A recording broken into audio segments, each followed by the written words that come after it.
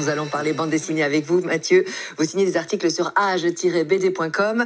Le champ des possibles et rien que la couverture, ça a l'air sublime. Ah oui, c'est wunderbar. Hein. Donc, oui, merveilleux. Oui, on a beaucoup parlé récemment, vous en avez peut-être entendu parler, du fameux casque de réalité mixte lancé par Apple, qui permet d'être à la fois dans le monde virtuel et dans le monde réel. Eh bien, cette technologie, elle est parfaitement raccord avec cet album, Le Champ des Possibles, parce que cette BD, elle pose une question étonnante. Oui. Est-ce qu'il est possible d'aimer deux hommes à la fois, l'un dans le monde réel et l'autre dans le monde virtuel?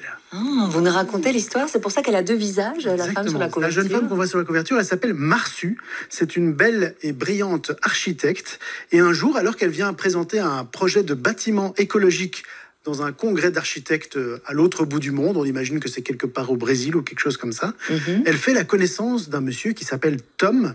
Et immédiatement, on sent qu'il se passe quelque chose entre eux, une sorte de coup de foudre personnel et professionnel. Et ce Tom, il a fondé une société qui s'appelle At Home, qui est une nouvelle technologie incroyable qui permet de vivre dans un monde parallèle grâce à un casque de réalité virtuelle. Et donc, il amène Marsu dans son monde. Au début, elle se méfie, mais progressivement, elle va se laisser complètement absorber par cet univers paradisiaque et elle va passer de plus en plus de temps avec Tom. Le problème, c'est que Marsu, elle a déjà un compagnon dans la vie réelle et ce compagnon, il s'appelle Harry, il est potier, elle l'aime profondément et donc pas question pour elle de le quitter, donc elle va vivre à la fois avec Harry et avec Tom. C'est un livre qui incite à la réflexion, c'est évident. Oui, franchement, c'est une histoire très intéressante, très originale, qui nous amène à réfléchir à deux questions fondamentales. La première, c'est: est-ce qu'on peut aimer deux personnes à la fois?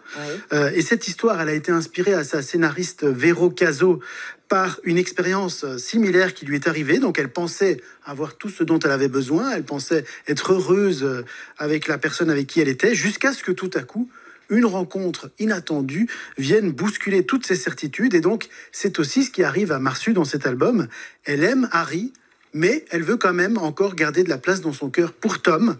Et donc, elle se dit, l'amour, c'est quelque chose de trop rare, trop précieux pour être rejeté.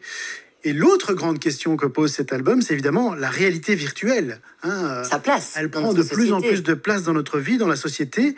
Et donc, les deux questions sont liées, puisque quelque part, l'album pose la question: est-ce que c'est possible de mener une double vie équilibrée et équitable entre deux hommes ou entre deux mondes, le réel et le virtuel? Un mot sur les dessins, c'est magnifique parce que regardez, c'est assez contrasté.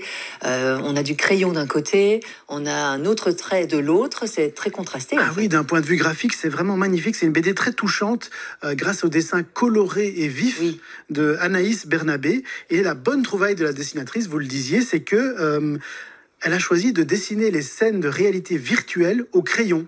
Donc comme ça, on voit tout de suite quand on est dans une scène de réalité virtuelle ou quand on est dans le monde réel. Et parfois, les deux se chevauchent.